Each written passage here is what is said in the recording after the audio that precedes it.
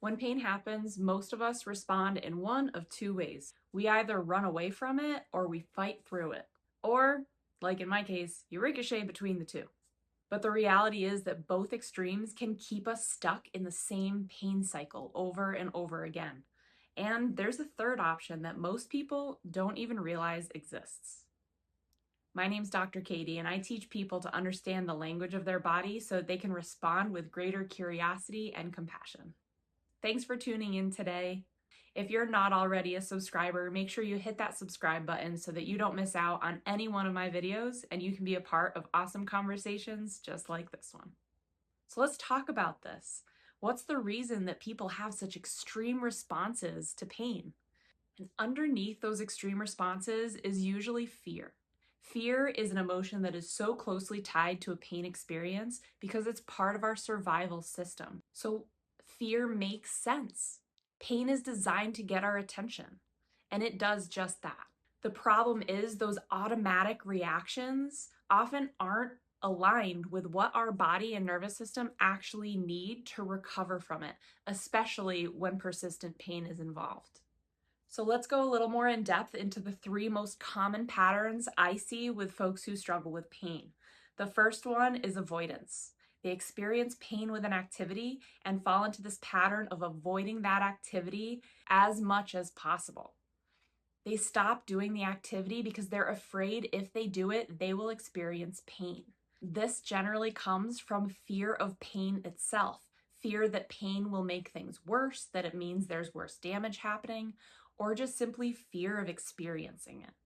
The second response is pushing through no matter what. These folks will do that activity that hurts no matter how bad their pain gets.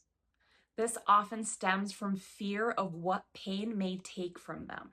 When they see that they're not able to do activities the way that they used to, that overwhelming fear of losing their ability, their independence, their identity, or just shame overall about not being able to do an activity the way that they used to, takes over and leads to this extreme of pushing through and ignoring their body's signals. The third response, and my chosen response when I struggled with chronic pain in the past, is bouncing between the two extremes. I would avoid an activity for as long as humanly possible, and then when that activity became unavoidable, or the shame of not doing it became too much, I would suddenly push through, do it all at once, and be in pain for days, which would then reinforce my fear of doing that activity in the first place. I was so stuck in that cycle. It was all driven by fear of pain, fear of losing what I had, and shame around the changes that I was seeing in my body, my mind, and my life. Now, in the moment, I didn't realize that I was going between these two extremes, or I guess I realized it because I was experiencing the pain and I was experiencing the not wanting to do it, but I didn't consciously understand what that meant. I didn't consciously understand how I was actually holding myself back by being in that cycle.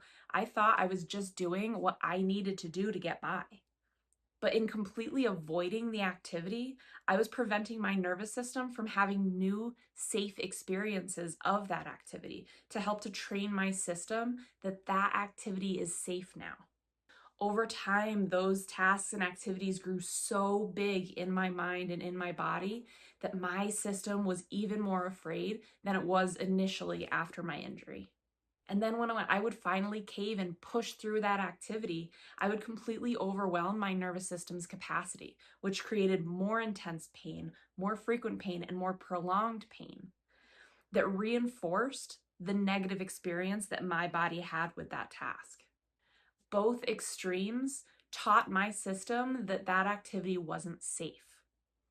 They just taught it in different ways. They both lead the nervous system to become more and more protective, which locks us into that pain cycle over and over again. But there is space between complete avoidance and completely pushing through. There's a third option. And that third option is to pause when you first notice that experience, to tune into the body's signal, to let it know that you see it, you hear it, and you understand. You then take a moment to notice how that's landing in your body, what emotions are coming up, what fears are coming up. And then from that place, You make a decision from a grounded place, using your understanding of your system's needs, as well as your understanding of your need to do certain things in order to get by. It doesn't mean that pain always gets to dictate what you do, but it also doesn't mean that you always ignore it. It means asking, what is my body communicating? What am I afraid will happen? And what response will help support me while still participating in my life? Sometimes that grounded response is asking for help. That's often the hardest part of struggling with chronic pain, is accepting that sometimes you need help from another person in order to support yourself. That being said, that's not always an option. And in the cases when it's not an option, that's where activity modification comes into play. Activity modification can be really simple, but ironically, it's one of the places I get the biggest pushback. As humans, we're creatures of habit. I've experienced this myself. When I was struggling with pain, there were certain things I couldn't do the same way I always had before. Driving, for example, I would experience a lot of pain while driving. And it was such a simple solution. I just took more breaks and stretched when I got out of the car. But I had such a mental resistance because it was like, well, no, I've never had to do that before, so why do I have to do it now? And there was all sorts of stuff going on inside of me, like pride and stubbornness and determination, that got in the way of me caring for my body the way it needed in that moment. But modifying how we do something isn't giving in.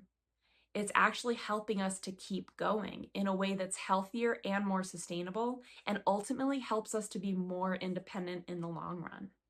Let me know down in the comments how this concept lands and if you notice any internal resistance coming up.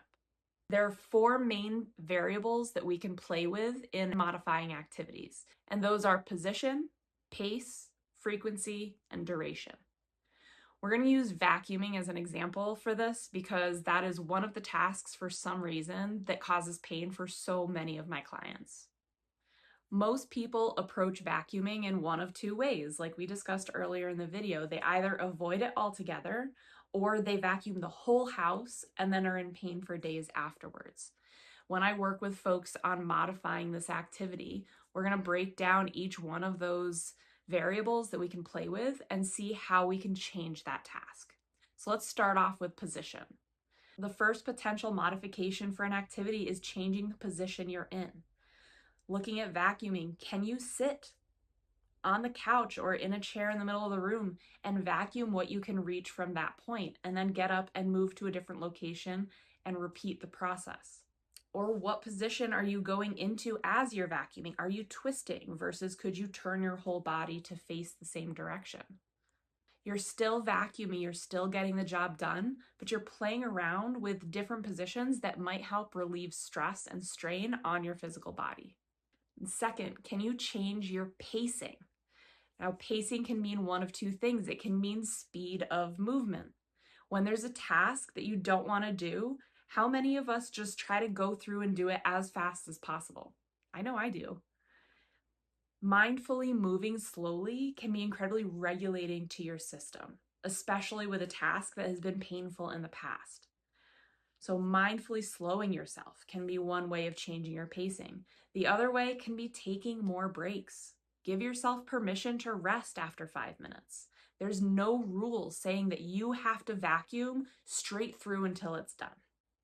Slowing that activity down gives you more opportunities to notice and respond to what's going on inside of you.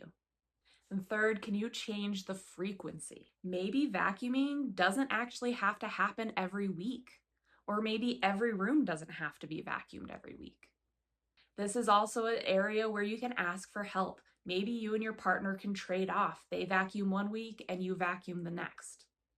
So this could also be doing the task in shorter chunks, but more frequently. So instead of vacuuming every other week, maybe you're doing one room 3 days a week. So getting curious about how playing with the frequency of a task might help to alleviate stress and load is the key of using frequency to your advantage. And the last pillar of modification is duration. How long are you actually doing this activity? Using vacuuming as that example, many people start vacuuming and they continue to vacuum straight through until they are done or they cannot continue. Depending on the size of your house, this could be an hour or more. Instead, set a timer. Make a deal with yourself that you will vacuum for 10 minutes and then you will stop and either take a break or continue the next day. Can you vacuum for 10 minutes every day rather than doing an hour on one day? This is one of those categories where I encourage people to notice what's happening in the way you're doing things now. If you experience pain after 15 minutes of vacuuming, set a timer for 8 minutes. Don't wait until you experience pain. In that way, you can start to build positive experiences of that task within your nervous system, which will help you to feel more confident moving forward.